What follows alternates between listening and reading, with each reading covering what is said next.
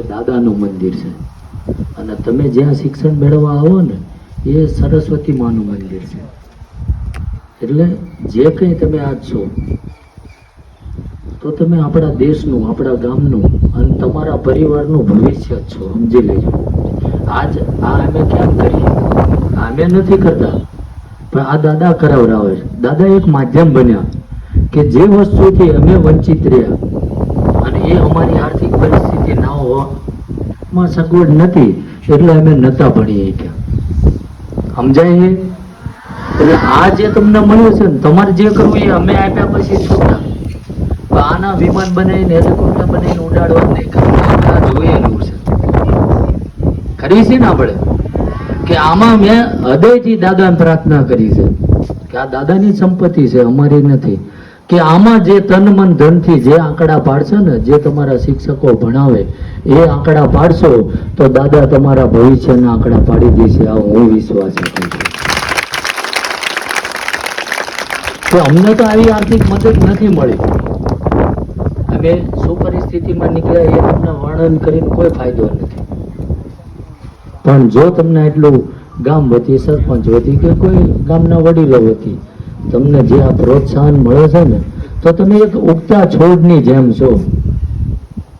જો જેવું તમને ખાતર પાણી જેવું આપવામાં આવશે ને, એટલે એ મોટું વૃક્ષ બનતા વાર નહીં લાગે. સમજાય છે કે કેમ 2-3 મહિને કેમ અહીં તમારે આંટો મારવા આવું છું? કે મારે કઈ લઈ લેવાનું નથી, પણ જો કંઈક તમને અગવડ પડતી હોય ને દાદાના માધ્યમથી તમે એ પૂરી થાય ને તમારા ભણતરમાં કંઈ ખલેલ ના પહોંચે એના માટે. કારણ કે અત્યારે થાય તમારું બાળપણ છે, તમને કોઈ સાચી સલાહ આપતું હોય, કોઈ બોલતું હોય, તમને કંટાળો આવે કે અમારે રિસેસનો ટાઈમ છે ને આ ચા આયા થાય ને, એવું ઘણા થાય. પણ જે કંઈ આજ તમે જો આ એક તમે આ મંદિરમાં આવો છો તો દાદાએ જો અહીંયા ભણેલા ઘણા આટા મારે છે ને, એટલે એવું ના થાય કે આ તમારું પહેલું પગથિયું છે. અને આ જે 12-13 વર્ષ તમે ધ્યાન આપી દેશો ને તો ક્યાંય ભટકવાનું નહીં થાય. શિક્ષણ હશે ને તો માણસ તમને મૂર્ખ નહીં બનાવી લે. જરૂર શું છે?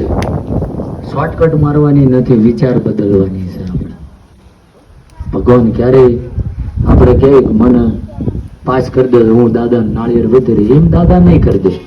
તમે જો અહીં ધ્યાન રાખીને ભણ્યા છો, શિક્ષકોએ જે શીખવાડ્યું એને અનુસર્યા છો અને એ પંથ ઉપર ચાલશો તો ક્યારેય તમે નિષ્ફળ નહીં જાઓ. કારણ કે આ તો ઘણો સમય આવ્યો. તમે આ તો અમે બધા બાળ મંદિરમાં હતા તારા એટલા હતા. તમે બધા મને ધીમત થાય કે 8મા મન 6ઠામાં થાય તો હોય. સમજાય? આટલી બધી વ્યવસ્થા નથી અમારી વખતે. એટલી તમને વ્યવસ્થા અત્યારે તો સરકારે પૂરી પાડે છે. તો ખાલી તમારું ધ્યાન જ ભણતરમાં જ રાખવાનું છે, અત્યારે ક્યાંય ભટકવાનું નથી. એટલે આ વસ્તુ તમને જે મળી છે એનો સદુપયોગ કરજો. અમારો તો કહેવાનો ઉદ્દેશ્ય જ એ છે, ભણવું ના ભણવું એ તમારા હાથની વાત છે. પણ અત્યારે નહીં ભણો તો 25 વર્ષ પછી પછતાશો ને ઘણા આંટા મારે. જોજો છો ને. તો મનમાં એવું નહીં રાખવાનું મારા બાપાને 30 વીઘા જમીન છે, અમારે ક્યાં ભણવાની જરૂર. એ નહીં રહે, નહીં ભણેલા હોય નહીં રહે. અને એ તો તમારા બાપાનું છે. તમે શું કર્યું? તમે આ જગતમાં આવીને તમારી ઓળખાણ શું ઊભી કરી? તમારા પગ ઉપર ક્યારે ઊભા થયા? સમજાય? એટલે આ તો તમે બધા સાહેબે કીધું ને તમે કીધું એટલે થોડું બોલવું પડ્યું. પણ આ બધું અનુસરજો કે પોતાનું આત્મબળ વાપરજો. ક્યારેય કોઈ કહે ને એના ઉપર નિર્ભર ના રહેતા કે તમારી અંદર એ શક્તિ છે પણ એ વાપરજો તો થશે. જો આજ મારી જેવો અભણ માણસ ચાલતો હોય તમે બધા કેમ ના ચાલો? ચાલો કે ના ચાલો?